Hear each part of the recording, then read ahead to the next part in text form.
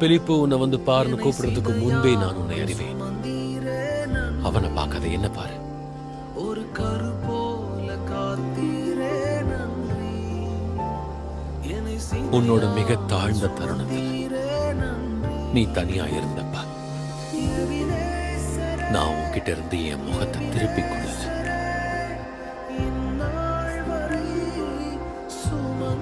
நான் உன்னை அத்தி மரத்தின் கீழ் கண்டேன்.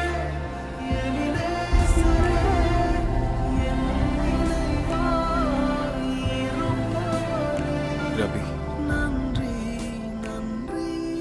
இதோ